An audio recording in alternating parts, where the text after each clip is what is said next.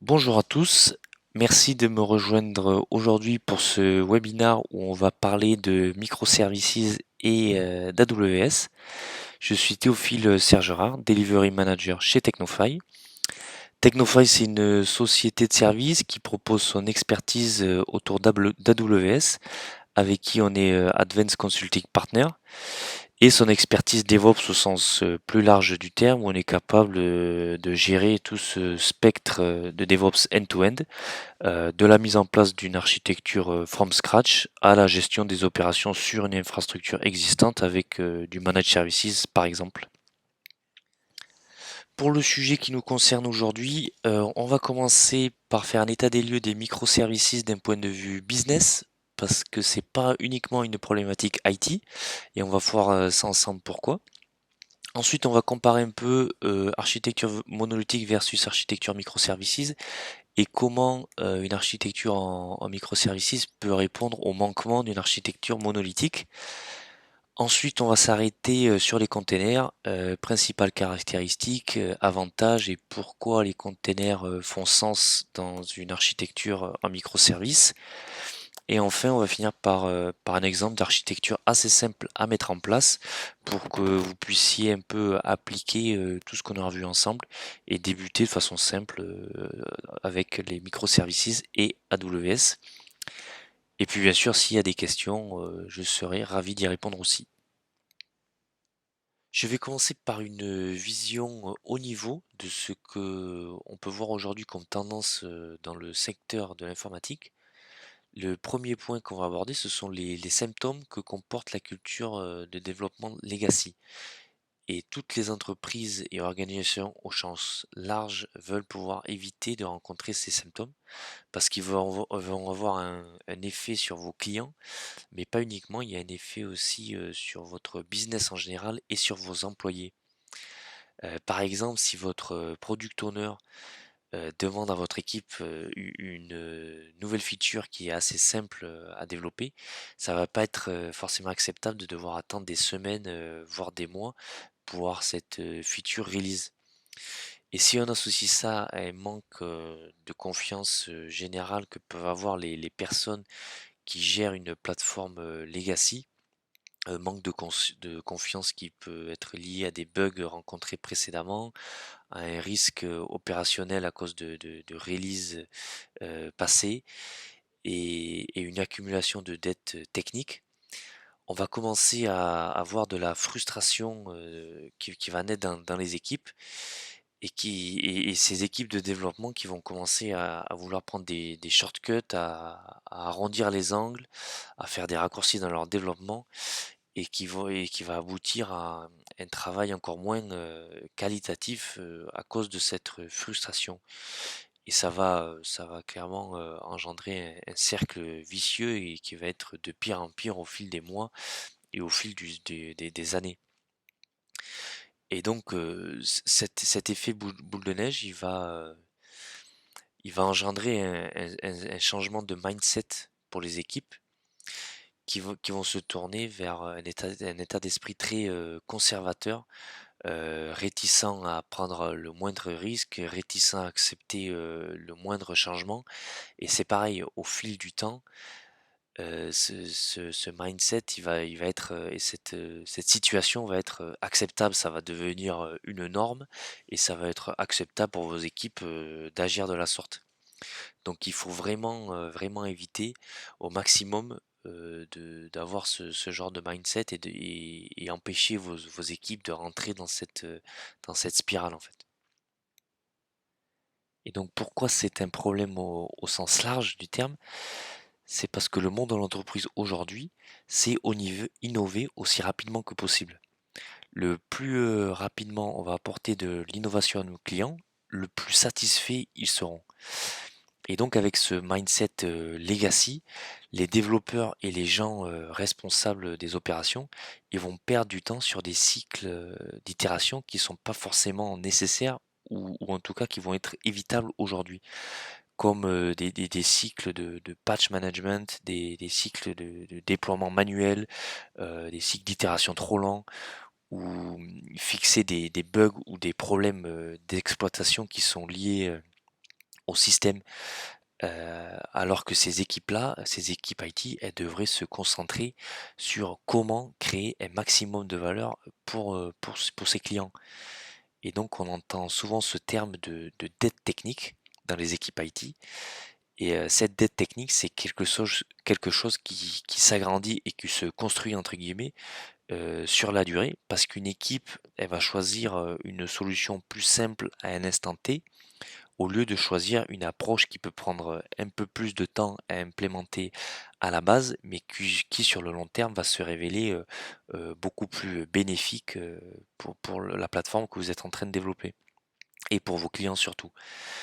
Et donc ça peut être lié à plusieurs choses, hein. Ça peut être parce qu'on a des contraintes budgétaires, parce qu'on va avoir une deadline qui est trop serrée, ou tout simplement parce qu'on va avoir un manque de ressources qualifiées ou un manque de ressources tout court à un instant T. Et donc, peu importe la raison, c'est quelque chose que beaucoup d'équipes rencontrent aujourd'hui, et d'autant plus quand on a à gérer un système legacy comme ça. Et donc la question qu'on se pose, c'est comment on va pouvoir limiter cette dette technique. Et donc une des réponses qu'on peut entendre, c'est de migrer vers le cloud, va aider à réduire cette dette et ça va moderniser non pas uniquement le domaine de l'IT, mais ça va moderniser l'entreprise de façon générale. Et c'est quelque chose qui est vrai, le cloud va aider sur beaucoup de choses, il va aussi aider à réduire des coûts de déploiement d'infrastructures, il va aussi, réduire des coûts de maintenance, et il va aider aussi à créer un système qui est beaucoup plus standardisé, ce qui va en faciliter son automatisation, et ça va pousser et aider les équipes à innover davantage. Et tout ça, ça demande quelque chose qui est essentiel, c'est que ça demande une bonne planification en amont. Et ça devient un peu aussi, c'est une nouvelle norme de développement qui apparaît aujourd'hui. C'est que les entreprises sont aussi de plus en plus globales. Tous les produits sont digitaux, que ce soit au travers du cloud, mais aussi au travers du mobile, du big data. Et c'est ce qu'on appelle aujourd'hui une disruption pardon, digitale. Et ça a grandement impacté le développement d'applications. Et cette nouvelle norme, aujourd'hui, elle pousse les entreprises à avoir vraiment une ADN digitale dans leur culture, dans leur process et dans des technologies qu'elles utilisent pour transformer l'organisation et pour avoir une organisation qui se veut ultra performante. Et pour atteindre ces objectifs de performance, une entreprise, elle a besoin d'innover et d'innover rapidement. Amazon utilise le terme d'innovation flywheel et il l'utilise pour parler d'avantages compétitifs, pour parler d'innovation et pour parler de modernisation d'applications et d'entreprises. Et c'est surtout pour dire que dans le monde de l'entreprise actuelle, l'innovation est devenue un aspect essentiel pour une organisation. Les entreprises veulent de la croissance, elles veulent accélérer leur migration, mettre en place des process standardisés, répétables, automatisés, etc. Et le tout en maximisant la valeur qu'ils peuvent apporter à leurs clients pendant qu'ils sont en train de faire cette modernisation d'application et modernisation de leur structure au sens plus large. On va donc parler pour une entreprise de sa vitesse d'exécution et de son agilité, qui sont aujourd'hui des composantes essentielles pour arriver et pour tendre vers une organisation performante. Et quand on repense à cette flywheel, ça va être plus une entreprise va être capable de délivrer un produit ou une feature spécifique sur le marché, plus elle va être capable de collecter rapidement du feedback sur cette feature ou sur ce produit, et plus elle va être capable de s'adapter aux besoins de ses clients après avoir collecté ce feedback, ben mieux ce sera pour le succès long terme de l'entreprise.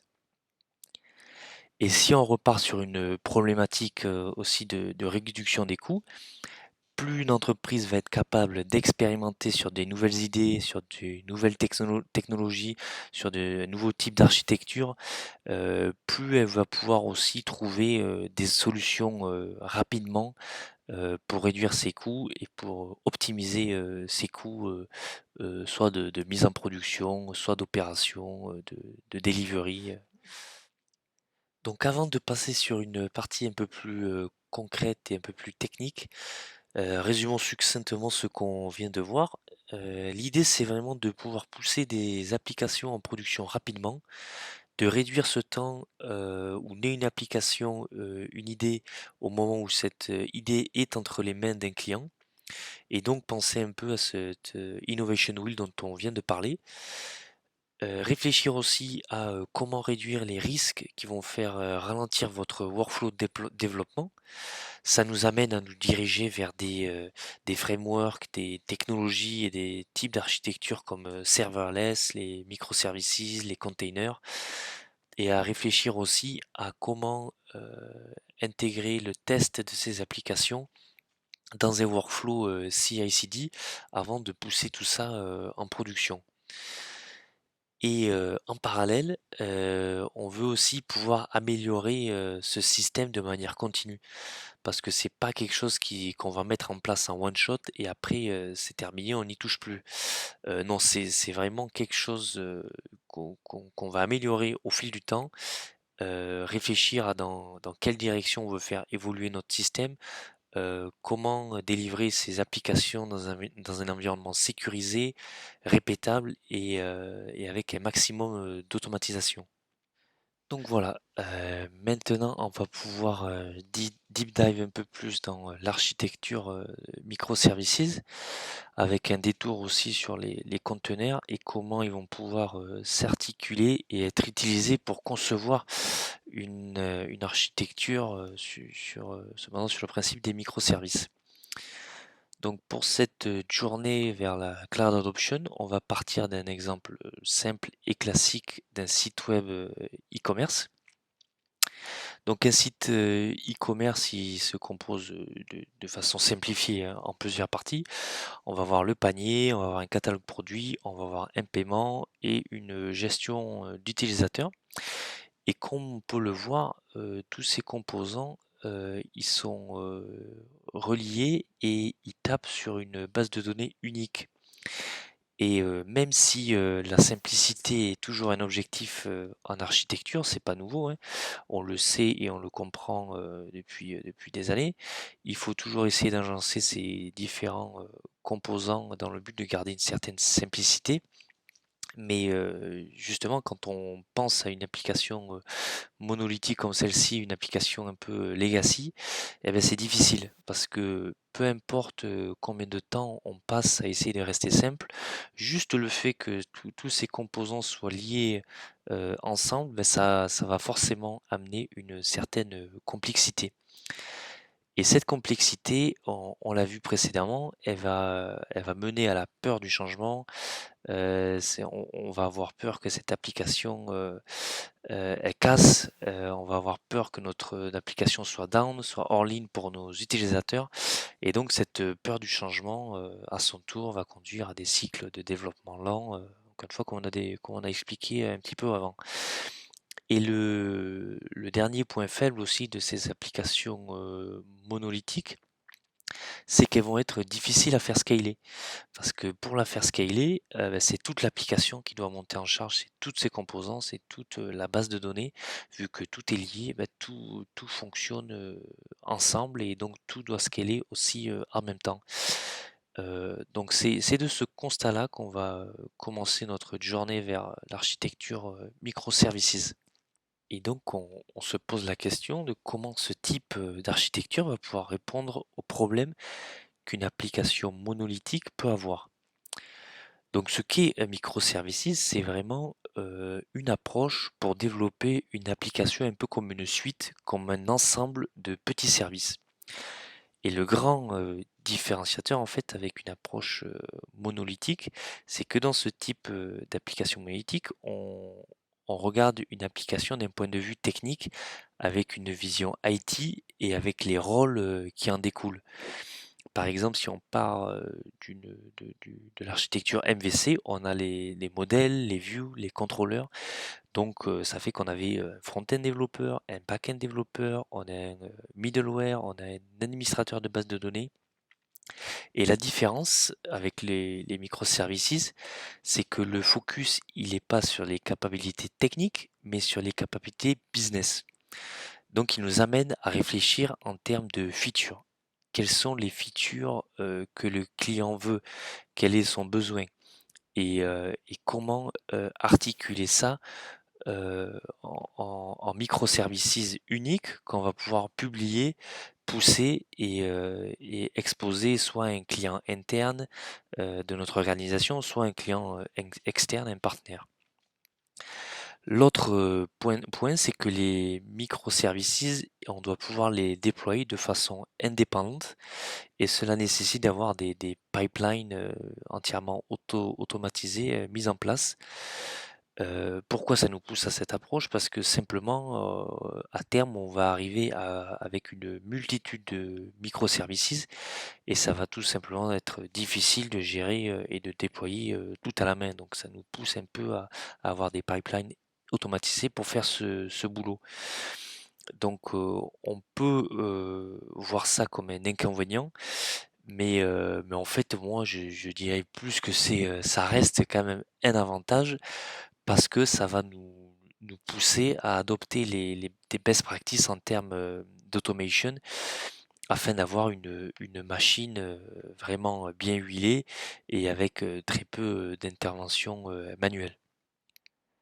Donc pourquoi ces microservices? On en a déjà parlé. Ils permettent d'éviter pas mal des inconvénients d'une architecture monolithique. Ils vont vous aider à innover plus rapidement parce qu'ils sont plus petits. Il est plus facile de faire des changements dessus. Il est plus facile de pousser ces changements en production du fait de leur indépendance. Et c'est ce qui réduit le risque et la complexité globale de votre architecture. Et si lors d'un changement vous implémentez un bug, ce bug il va être très isolé, au contraire d'une application monolithique où vous prenez le risque lorsque vous introduisez un bug de tout faire cracher vu que globalement tout est lié et tous les composants sont dépendants des uns des autres.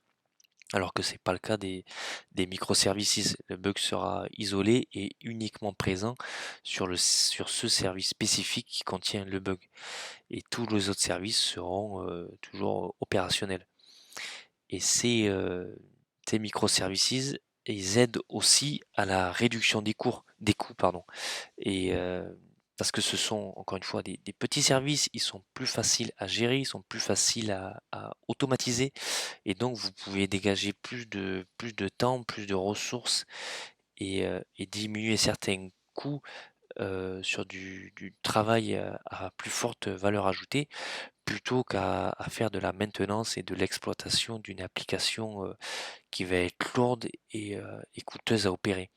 Et donc tout ça globalement aussi, ça mène à forcément plus d'agilité dans une entreprise.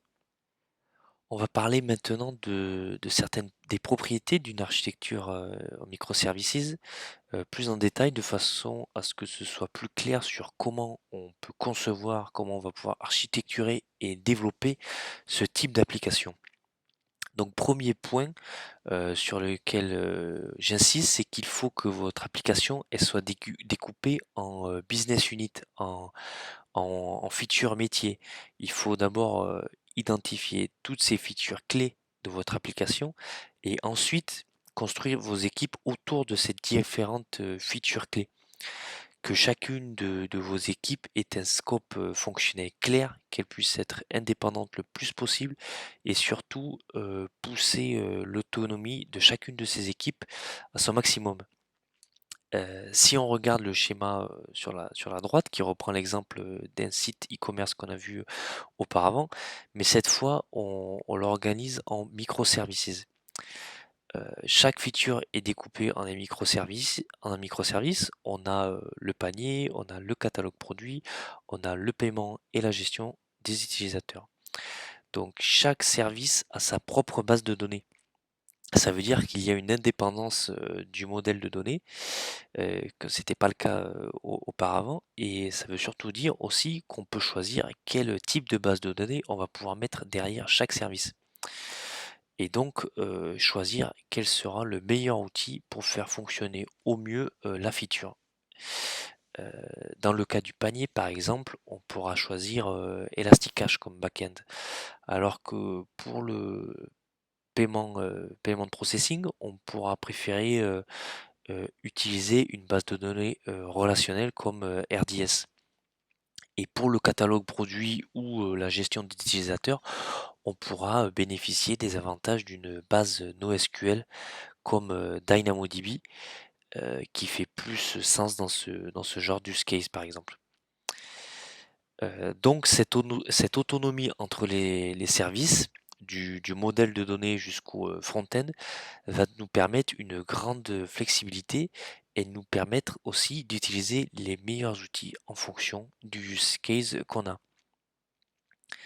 Ensuite, une telle architecture va pousser à l'automatisation et ce, enfin, dès le début de votre implémentation, hein. Ça permettra de réduire le temps passé sur de l'opération, ça va rendre le cycle d'itération plus court et ça permet aussi de scaler plus simplement.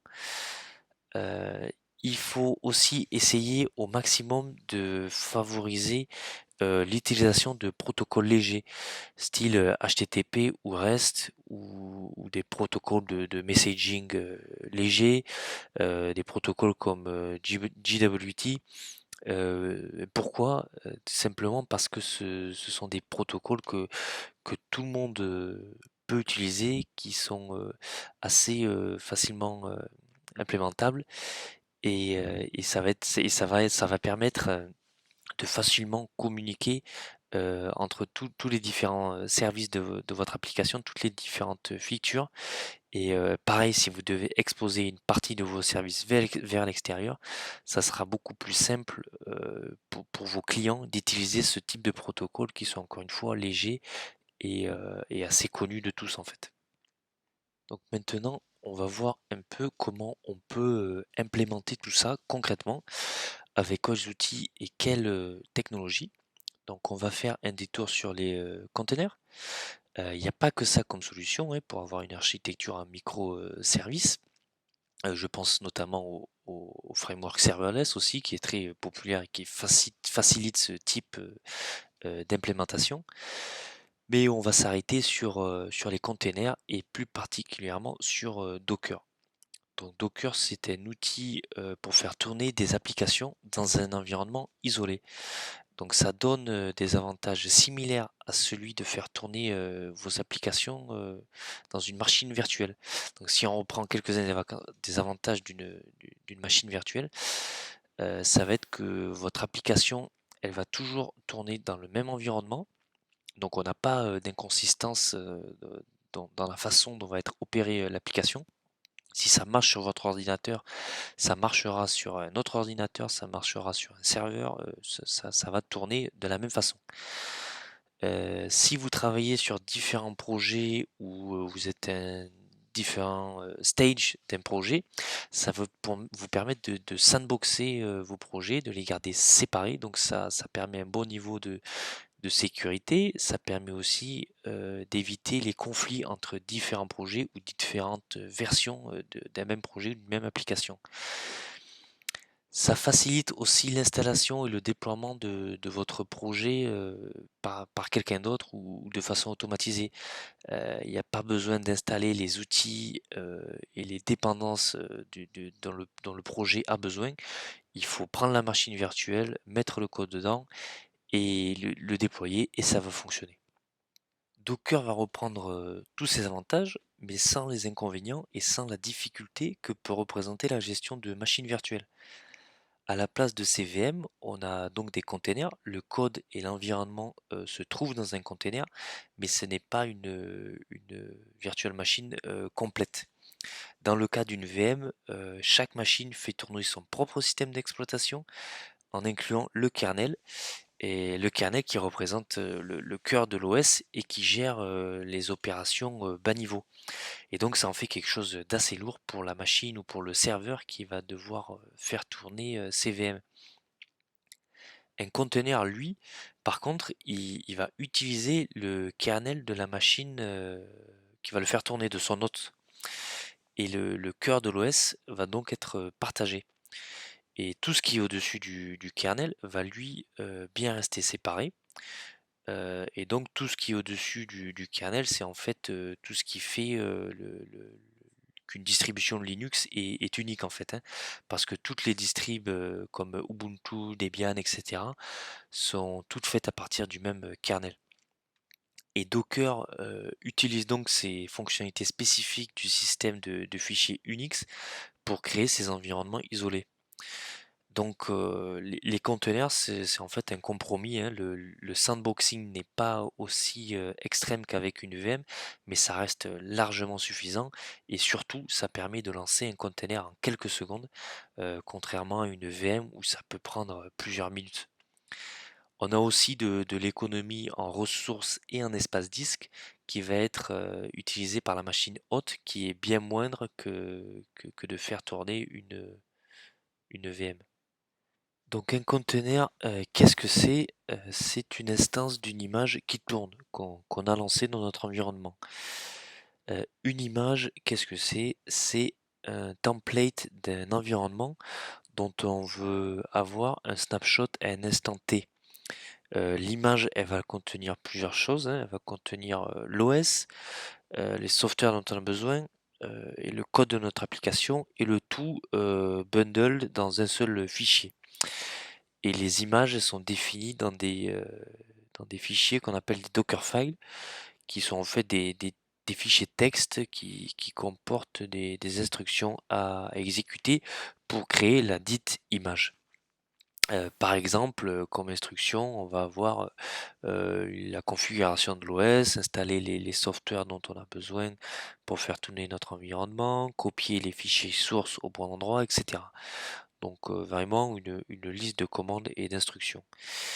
Euh, et donc on va avoir ce Dockerfile. En faisant un Docker build, on va pouvoir obtenir une image de ce Dockerfile, et en faisant un Docker run de cette image, on va obtenir un container. Quelles sont les propriétés des conteneurs maintenant? Alors premièrement, ça impose l'infrastructure as a code, parce qu'un container c'est essentiellement un Dockerfile en fait, hein. Et c'est dans fichier qu'on va décrire notre conteneur. Et donc ce fichier texte, on va pouvoir le check-in et utiliser un outil de source control pour le traiter et appliquer tous les contrôles classiques que vous voulez dessus, hein, que ce soit de la gouvernance, de la traçabilité, de la gestion de différentes versions de votre Dockerfile, etc. Et ça, du coup, ça le rend très facile à incorporer dans une pipeline CI/CD. Une autre chose aussi à garder à l'esprit, c'est que vos conteneurs, ils doivent être éphémères. Ils se lancent quand on a un besoin et ensuite il ne faut pas avoir peur de les détruire une fois le traitement fait, une fois que la tâche est terminée et accomplie. Ce n'est pas fait pour être utilisé en tant que stockage persistant. Si on veut faire du stockage persistant, on va tirer parti du stockage natif que propose le cloud. Si on pense à AWS, ça va être du stockage comme S3 par exemple. Chaque conteneur doit avoir un but unique et clair. Et donc, si on fait le lien avec les microservices, ça veut dire que c'est un excellent moyen d'encapsuler un service dans un conteneur. Le conteneur aura un objectif, une mission unique, et comme on l'a vu précédemment, le mieux c'est que cet objectif, cette mission unique, reflète une feature business. Et enfin, quand on ajoute aussi un layer d'orchestration comme Kubernetes, ces conteneurs deviennent élastiques et avec une high availability, parce que l'orchestrateur pardon, va s'occuper de ça pour vous. C'est très facile de lancer un nouveau conteneur parce que tout est provisionné dans un Dockerfile, donc le dupliquer, le scaler, etc.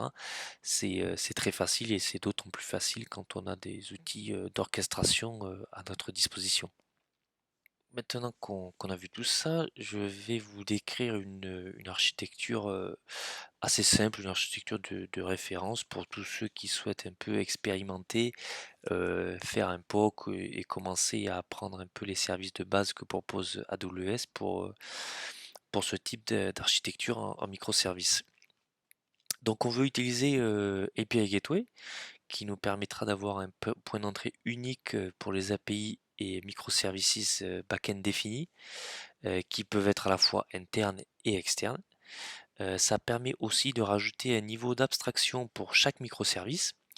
Un client va pouvoir accéder ou pas à un ou plusieurs microservices en fonction de comment vous allez gérer et configurer votre authentification. Euh, on peut utiliser Amazon Cognito pour tout ce qui est User Registry. Pas besoin d'avoir une base de données ou de configurer LDAP, hein. Utilisez simplement Cognito, vous mettez vos utilisateurs dedans et API Gateway va pouvoir faire de l'authentification avec Cognito. Une fois qu'une requête va être autorisée, elle sera transférée vers Fargate en passant par un load balancer. Donc Fargate, c'est un service qui va pouvoir gérer vos conteneurs pour vous sans avoir besoin de mettre en place un serveur dédié que vous devrez vous-même opérer et gérer vos conteneurs dedans. Donc Fargate va faire tout ça à votre place et va aussi gérer la scalabilité up and down en fonction du besoin et du trafic que vous y enverrez. Donc si on reprend par exemple notre exemple de site e-commerce, lors d'un Black Friday, Fargate va gérer le scaling automatiquement pour que votre site web puisse tenir la charge de fortes demandes comme ça.